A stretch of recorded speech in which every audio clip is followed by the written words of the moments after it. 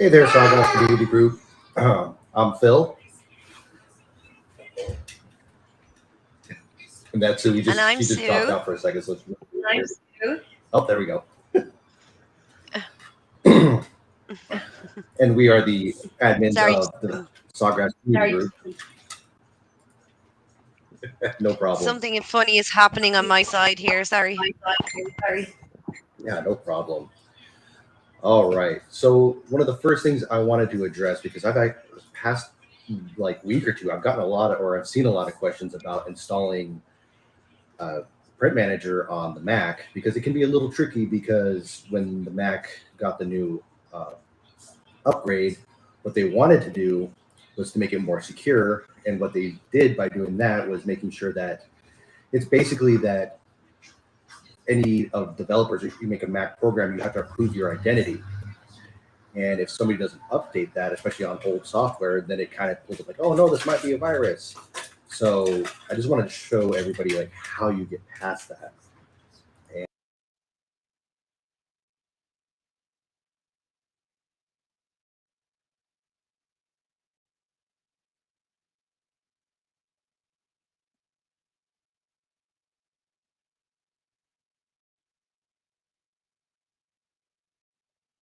And it's really simple. Oh, there we go. All right. All right. So this is the Sawgrass website, sawgrassinc.com. Go to sawgrass.com. Click on Get Started, Print Manager, and then it's going to pull up. And if you're on Windows, it's going to say download for Windows. If you're on Mac, it's going to say download for Mac. If you're downloading for Windows, it's pretty straightforward. However, if you're downloading for Mac, it's not. So download it. Um, Depending on whatever browsing, it's going to download whatever, but usually it goes into your downloads folder. I suggest dragging it to your desktop, that package you just downloaded.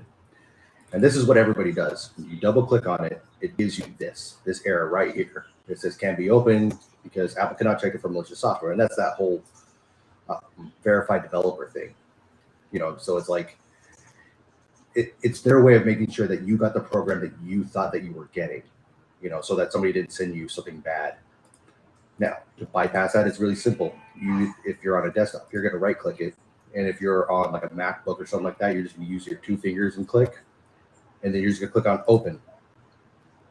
Once that, it's going to give you the option of now opening it. And then now you can install it like normal. So make sure you're not, because if it's in your downloads folder and you try to right click it, it's not going to do anything. You've got to make sure that it's on your desktop, or you actually physically open the folder. But I suggest doing it on your desktop because that's the easiest way to do it. And that's all there is to it. So, and then I will let Sue take on some other questions. Okay, well, we've no questions right now, so we'll go with some that we see on the page quite a lot. So, probably one of the main ones that I've seen lately is sorry, my this is repeating on me, the voice. Hang on, let's see. Sorry, it's see if it can be fixed.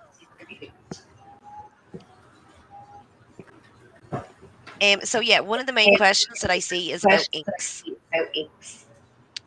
and how much inks cost and they're expensive. Um, so yeah, so sorry, there's a bit of an issue here with the sound. So that they're expensive and can you use aftermarket inks? So what happens with Sawgrass is that when the printers are left there idle, they're constantly using ink to keep the lines wet or else they'll dry up. So people feel like they're not printing and they're losing ink. And the reason you're losing ink is because it's trying to maintain itself. It's actually doing you a favor. It's stopping itself from drying out. So when you're not using a Sawgrass, you're using inks still. So you're not actually making the most of your printer. You need to be printing. to get your money's worth of ink out of a Sawgrass. It's begging to be used. And then I've a lot of people asking about the aftermarket inks. It's really not worth it. Okay, you're never going to get the same colors for starters that you will get with Sawgrass inks. But also, you're voiding your warranty on your printer, and then you have to make sure that those inks, like, there's no ICC profile as in such to upload to Creative Studio, so you've really lost your ICC, so your colors are not going to be the same. And plus, if you don't do it right, you're going to get the watermarks on your page, because Sawgrass have now upgraded it that you're going to have watermarks on your page if you don't have the right inks. Now, the way around that is people are putting chips on aftermarket inks, and that's how you're getting around that. But it's not guaranteed it's going to work either. And so, if you go and put all that ink in your printer and it's not going to work, you've fucked up your computer, your printer, really. Yeah, and I'd like to piggyback off of that because one of the things that somebody brought up the other day was something called dithering. Oh, sorry, my just blind this way. Something called dithering, and I don't. It's a it's a it's a hard concept to explain because there's different types of dithering. But in graphic artists, dithering is when you don't have a color, like you're physically not able to make a color, and so because your printers are only CYMK, there's only so many colors you can make with that. And let's say you have a color that cannot be made with that. Well, something's called dithering, where the printer then thinks like, okay, well maybe I can make it look like that if I do this, or if I combine these inks and it'll look kind of similar because these inks over here and these inks over here. It's a very complicated. It's a very complicated process. And Sawgrass has absolutely nailed that. Not even Epson on their high end like eco solvent printers cannot do it. They're like for some reason Sawgrass nailed that down. Now, again, that's a very complicated thing. And so if you start mixing in all these other different things, because now this ink is not quite as red as the Sawgrass ink, and it's not, or the black is not as black. Well, the printer doesn't know that, and so it's going to still do its thing. And now its dithering algorithm, as I'll call it, is now messed up, and that's why you can see some of these ones that are just muddied and muddy colors and stuff like that. Like I just don't think it's worth it. And I know there's a lot of people out there who are like, well, I've got great colors and I've never had a problem. I've never had a customer complain. And it's like, well, that may be so, but is that really like, if somebody eventually sees someone with better colors, like if you went to the store and you've been buying this, dull, you've been buying this and you're like, oh, it's great and all these other things, but then you go to another store and you see the same thing, but wait a minute, this is more colorful. It looks better. Which one are you going to eventually like? You're going to go with the other one. And so, and I have customers of mine that go from like who I do custom work for, and they'll be like, how come your colors are brighter than my other ones? And I explain that to them, like that's why I'm more expensive, because I use the right tools, like I use the right ink, and customers end up appreciating that. And that's something that you have to consider when using these third-party inks. And to be honest with you, like Sawgrass is pretty cheap to print a sheet. Like it may seem more expensive, but at the Right. end of the day, it's very cheap. Yeah, I mean, because everybody looks at it because they see like $77 dollars in the U.S.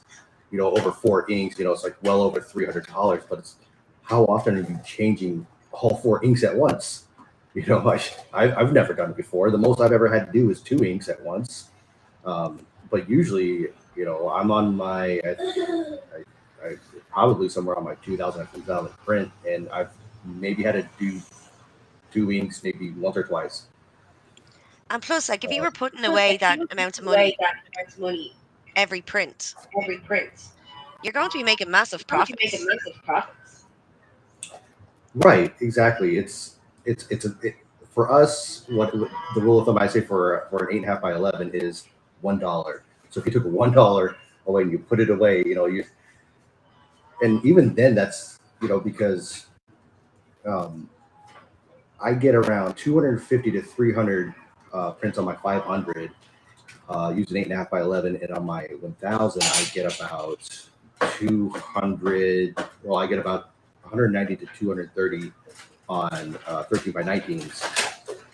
And if you put $1 away for that, that's still over $200. That's well more than what, and plus the paper costs and stuff like that. So Yeah, you're making money you on it. just gotta, yeah, exactly.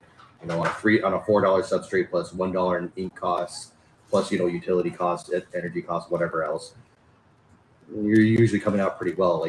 Yeah. And like if you're printing mugs, you're getting loads of mugs on one sheet. Right, and yeah, gaining and Print Manager will gain for you. I remember the previous version, like 2 or 3 versions ago, didn't do that, and now it does, where it does the auto gain. Like that's pretty cool. Yeah, but like even if you were printing Christmas decorations, say, and they're small, you could be getting 10 Christmas decorations out of one sheet and probably selling them for about $15, Right, and then whatever like it is. the cost of paper around here is getting lower. I mean, um, that doesn't mean that you should buy cheap paper, but the cost is going down. As it's becoming a more mainstream product. Like this, a lot of the stuff that is available now wasn't even available like a year ago, or even 2 years ago, or even 3. The sublimation's come a long ways, and the cost is going down. And the Magic Touch papers in Ireland, the Dice Up Magic, it's 23 euros for 200 sheets. Yeah. It's my favorite is ASUB. Well, ASUB Eco. I know there's ASUB like all these other ones, but there's a specific one called Eco, and that's my favorite. I just tried what everybody loves is HTV Ron. Um, I actually had to put it on the bottom of my list of paper. I do not like it, but that's subjective right there. I just think it buckles too much, and when paper buckles inside the printer, like if your print comes out and you see that it's like on the edges got wavy, that means that it's buckled, which usually is usually an indicator of bad paper, and that right there is what causes head strikes, because that buckle, and now it's just because there's just millimeters between the paper and the head, and if it just bridges up just a little bit, you're gonna get those head strikes, and that's mainly the cause of head strikes is bad paper. Yeah, and head strikes are not good on printers, people. No, because you could also ruin the head, because the surface of the head is very, very flat. Like they make it very, very flat, and the more head strikes you have, and on things on like pigment printers or even sublimation printers, it's not that big of a deal. But you start getting into other ones, especially you get into DTF and all these other things where you're doing these, the head strikes are bad. So prices of paper are going down, but make sure you use good quality paper. Yeah, in Ireland that would be your Nice with Magic. True Pix is great as well, but I find that a lot of people can't tell which side to print on. Yep, that's exactly what it is. Yeah, like everyone else has, like everybody else has that watermark on the back, which is the coated side. TruePix doesn't do that, and I don't know why, but. And the amount of people who come and go, my stuff isn't printing. Right, or that it's sublimating incorrectly or things like that. It's usually almost paper is so important that almost 80% of the problems that you have post printing are paper. It's usually not anything else other than the paper. So sorry, a bit of noise here. So on the paper front, if there's any questions, let us know. And we can answer them for you. The other thing that a lot of people are asking about is designing. And where to design in and creative studio. Sorry, give me 1 second there. Can I just, yeah. Sorry, Phil. Do you know what I think it is? I think I might be hearing myself on your end. Oh, all right, give that a try. How is that now? Yeah, that's perfect. Yeah. All right. You know what? I usually wear my AirPods. Let me go grab those so that this doesn't happen. I was wondering what was going on here. So, yeah, there's been a lot of questions about Creative Studio and where to design from. So, I'll just go through kind of where you can design from. So, the great thing about Sawgrass is that you can design from anywhere basically. It's the only Epson won't allow you to do this, but Sawgrass will. And the reason for that is ICC profiles. You don't actually need one with Sawgrass. Their print manager is the ICC profile. So you could literally print from Microsoft Word. So if you were ever stuck, you could actually print from Microsoft Word. Creative Studio is there and it has a lot that you can do in it. It's not like the normal kind of designer software where there wouldn't be as many options in it. So a lot of people would go and use Inkscape or Affinity or Photoshop. You can also use Corel. Um, there are some good programs, designer programs that you can use to design in. Depending on what you want to do, like there's a lot of people who don't want to get into that kind of end of it, and you only want to import a picture and print it, maybe put in a bit of text. In Creative Studio is great for that. So you don't need to go and look elsewhere because Creative Studio comes with your Sawgrass. So a lot of people find it difficult. It's not too difficult. There's a lot of videos out there, and I'll be doing some videos myself soon now with that. Um, so if you're struggling, like it's more of a if you just want to import a picture and print, put a little bit of text, something small like that, then Creative Studio is great for that. If you want to get more in depth into actually designing, then you're going to have to kind of look at a bigger program like Affinity Designer or Photoshop. And Creative Studio, you can actually update that, or what's the word I'm looking for? Upgrade and have a paid version, which will give you a few more options as well than what the non-paid version has. Now, a lot of people would want to do a little bit more than what you're allowed to do in Creative Studio, so that's when you'll have to go and look at Affinity Designer. Inkscape is a program that's free.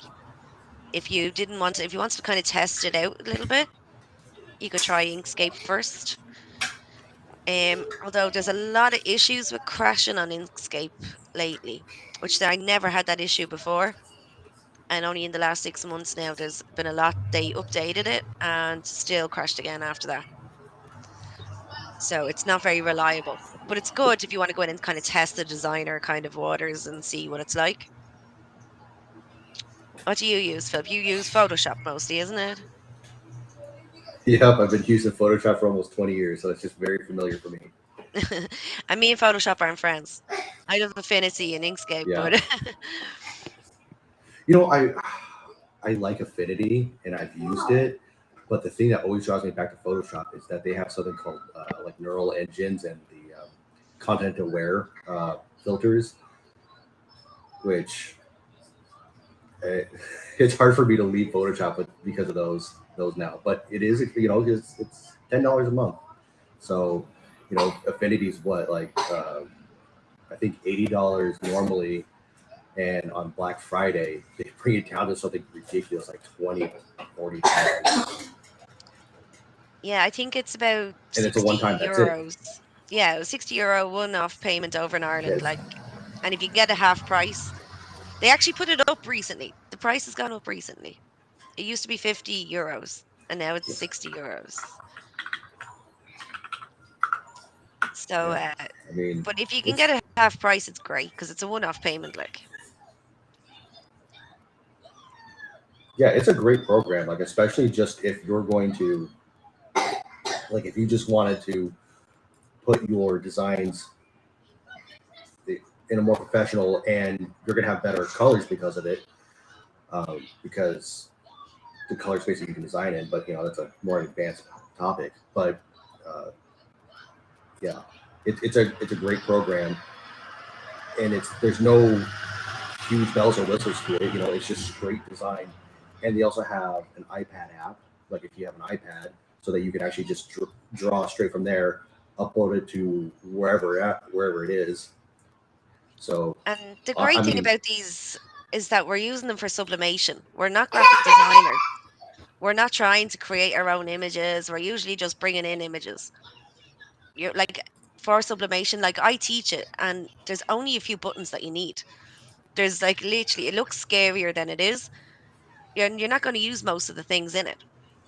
So don't let the actual physical look of right? it scare you, because you are actually only going to Yeah, use a few things in it.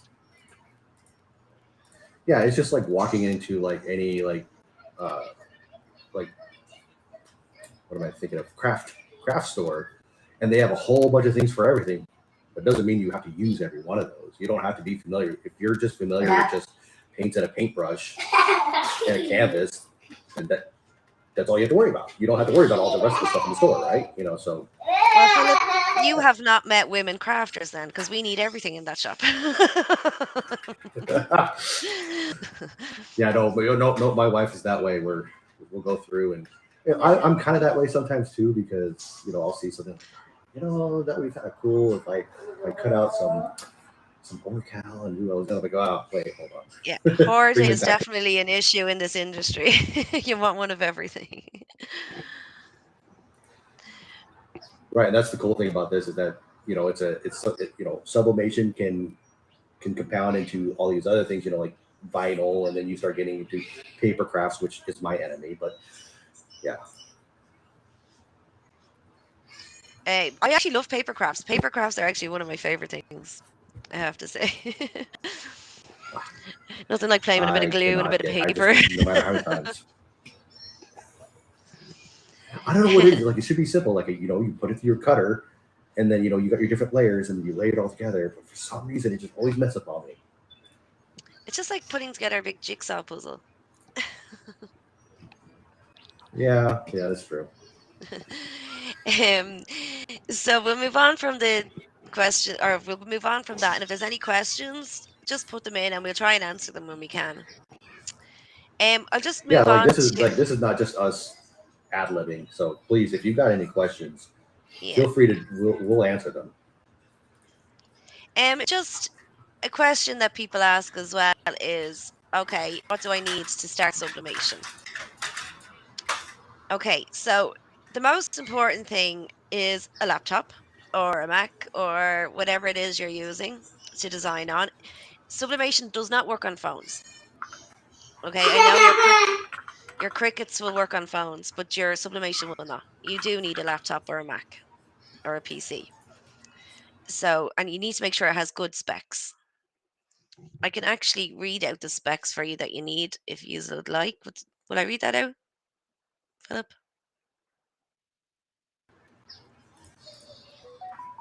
Sorry, I'm I sorry, thought I what was that? lost you there. I actually have the specs here of what's needed. Yeah, I'll cool. read them out. Hang on there, and I'll grab them.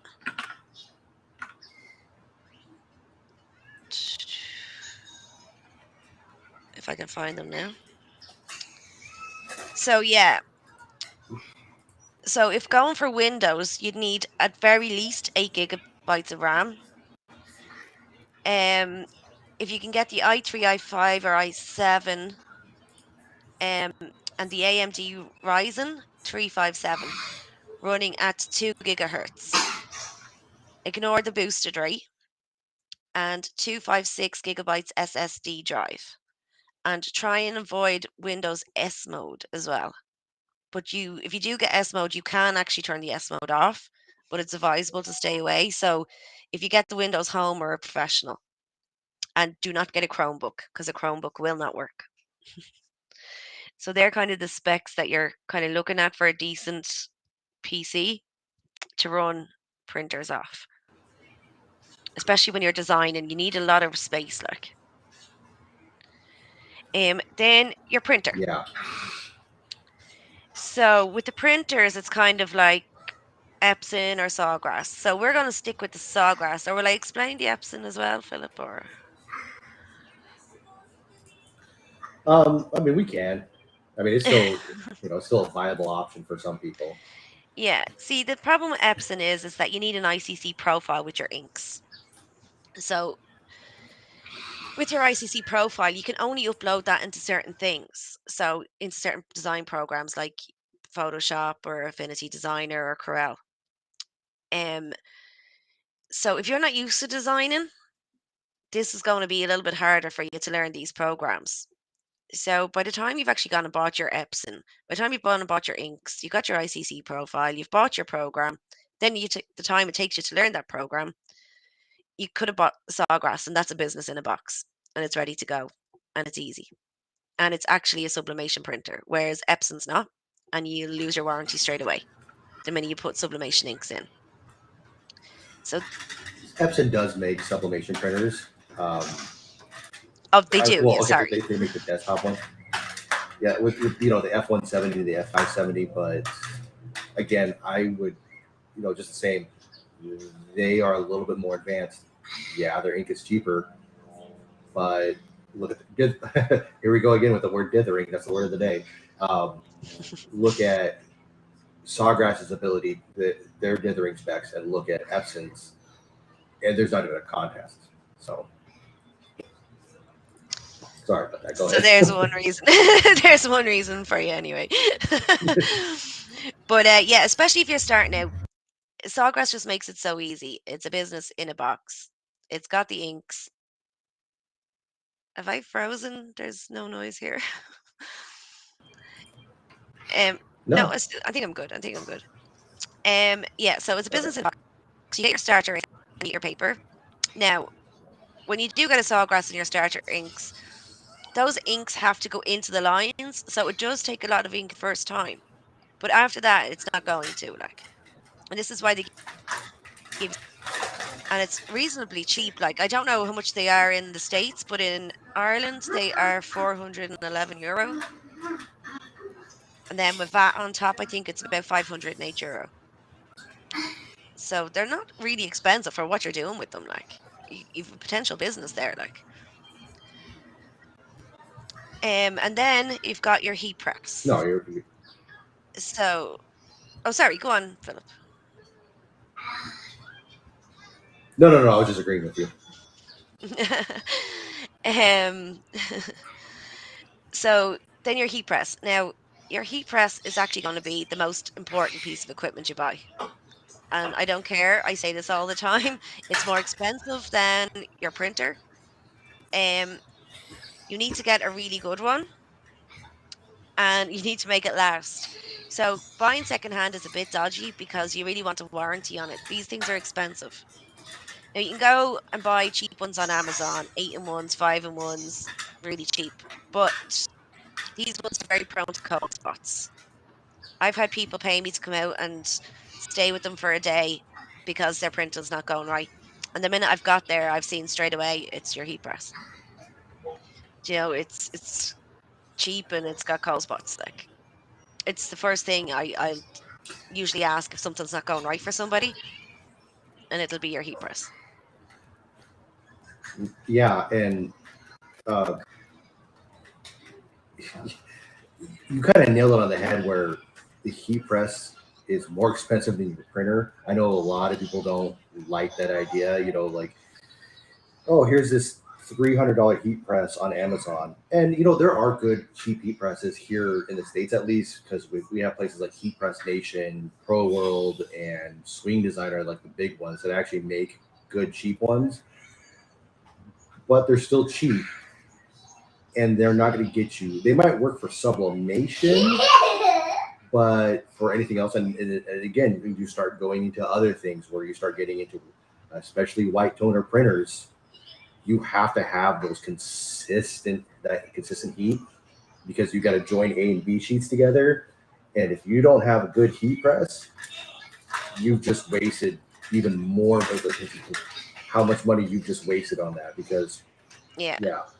Yeah, Like we when actually you start like doing that, We actually wouldn't sell white toner printers to anybody who didn't have a good heat press because the whole machine would be useless to them. So there's no point in selling Right. it. So a good heat press is good.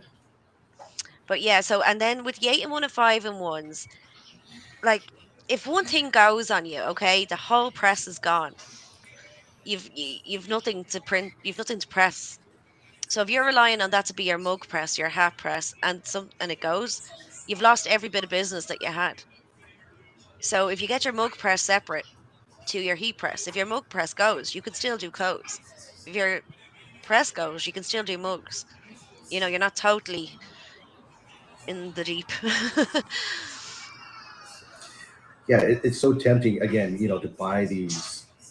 Yeah, these 8 ones because it's like, oh, it's so great, and you know what? I would say 60% of the time it's gonna work.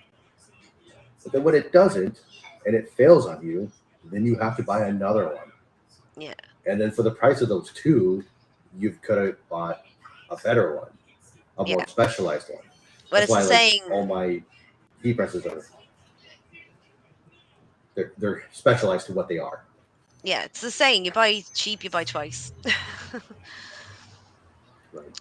So, and it's like it is the most important thing you can have. Like if you like your printer goes, you could nearly buy sheets off somebody and press them.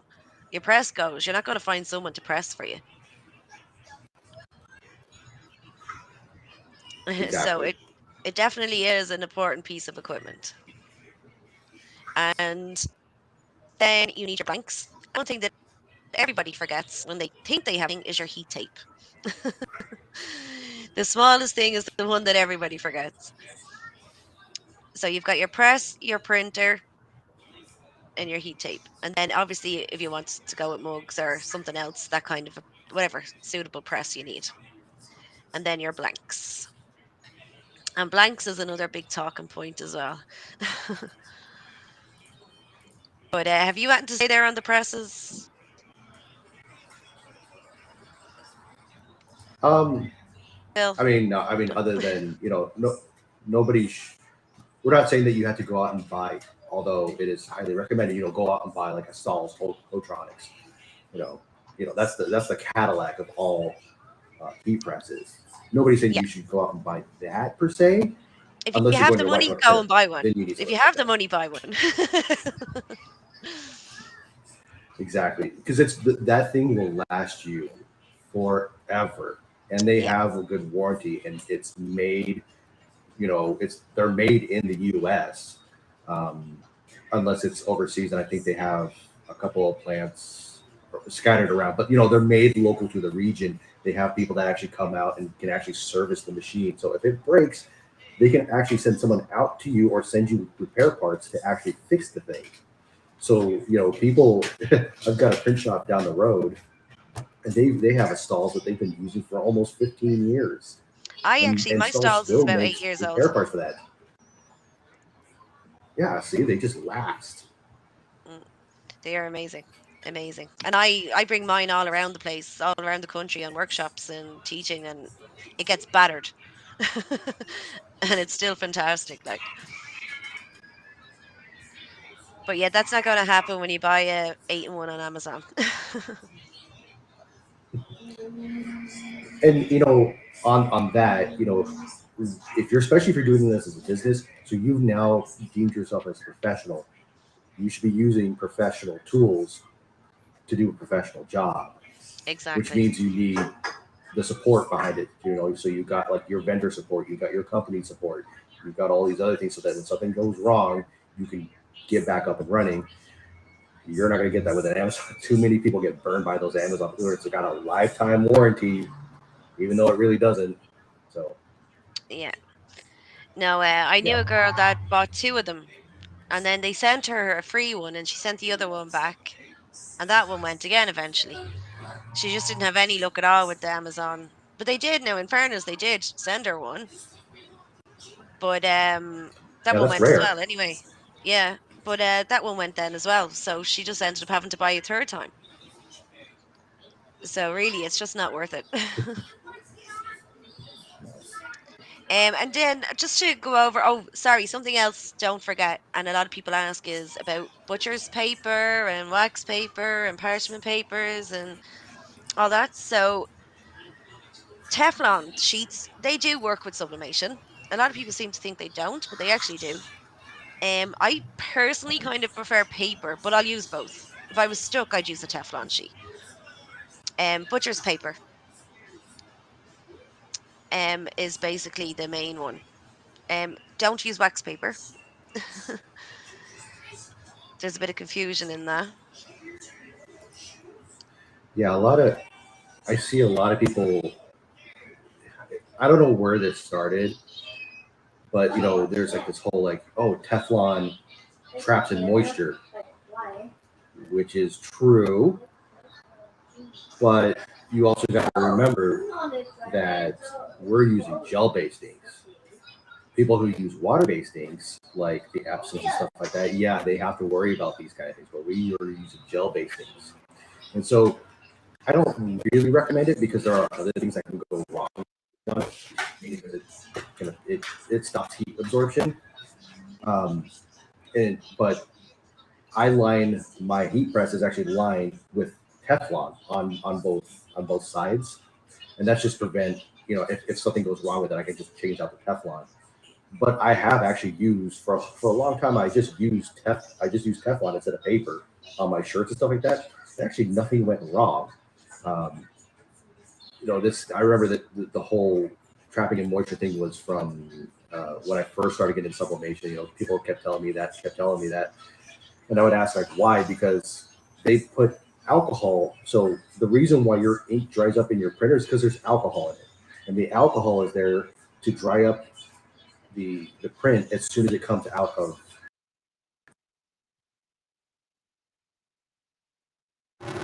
drying up problems, because that's the only way they can do it with the sublimation. So if there's any moisture existing, even in your sub, as long as you pre-press and you realize that you shouldn't have any moisture problems. But anyway. Sorry, Phil, I'm having some issues with noise again here. It's like there's an interference. Uh-oh. Well, I'm using my AirPod this time. Sorry, I'm just going to answer your question there. Is that Fiona asking that? I Yes. can't see a name there.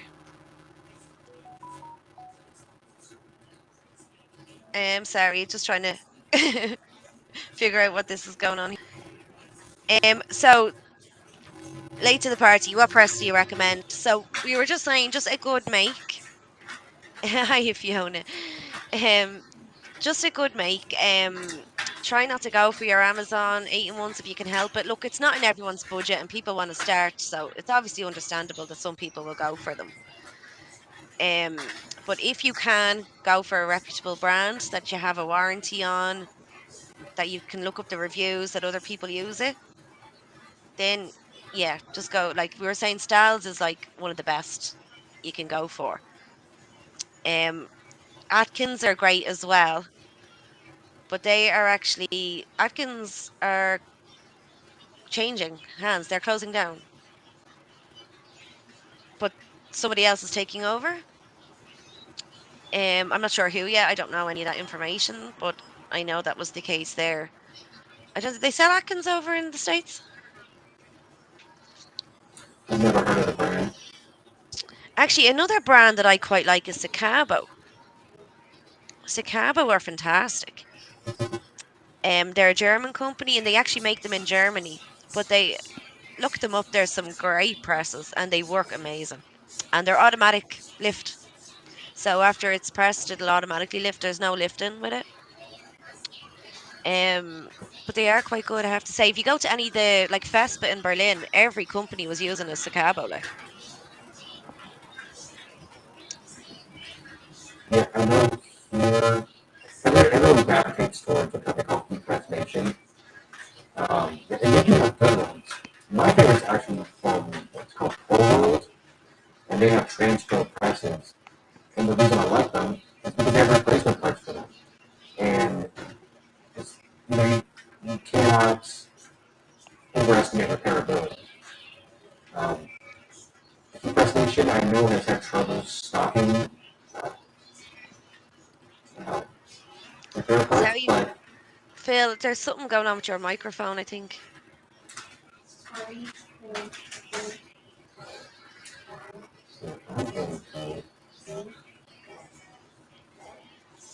There's a lot of interference on it every time you talk. alright, give me 1 second. Sorry about this, guys. Fiona, if you're still there, is Phil's microphone acting up on the live, or is it just me?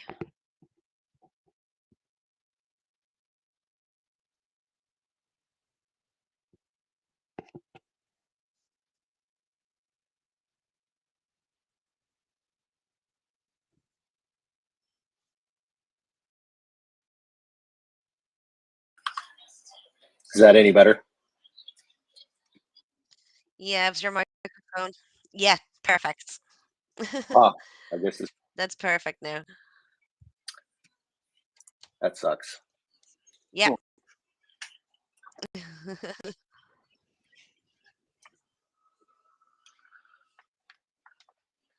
Hold on, let me.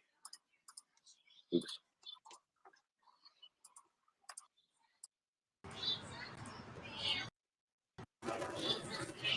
Oh wow, the amount of tech issues going on here. My laptop is about to go dead and it won't charge. Uh-oh. Is that also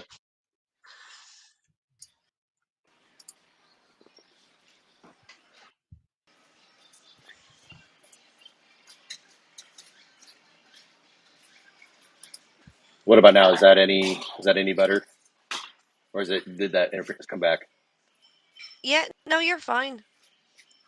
Oh, that was weird.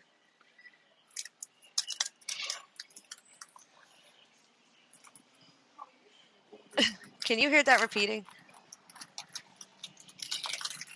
No, let me.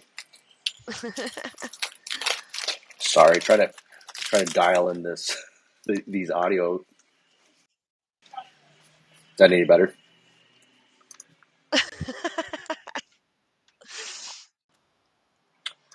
Can you hear me now? I can hear myself 20 times over. Oh, jeez, I don't know.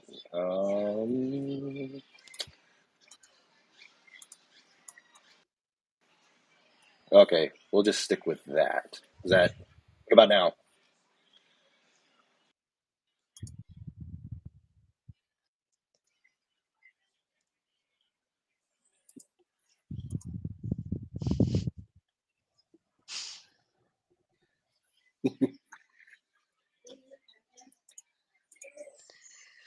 We'll be leaving at that for the night, Philip.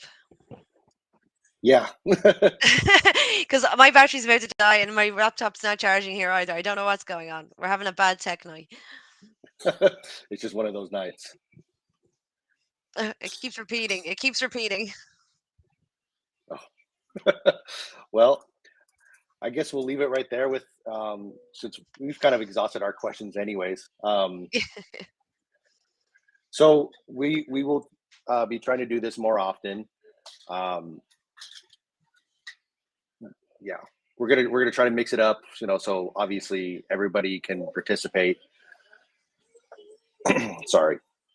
Another thing to look forward to is that me and Sue we are going to be trying to do a podcast. Um, we're still in the planning stages of that, but we are in the middle of trying to do that. Yeah. So be sure to look out for that. Podcast will be very soon. We really want to get this up and running. We have too much information. We can't keep it to ourselves. Right. We want to actually help people versus Yeah. a lot of people like to keep secrets. Yeah. We want to give you all of our knowledge. All right. And then with that, we will see you guys next time. Thanks for joining Yeah. us. And sorry for any of the tech issues. Mine kept repeating there for the last like 5 minutes. I could hear everything that we were saying like 10 times over. It was a bit distracting. All right.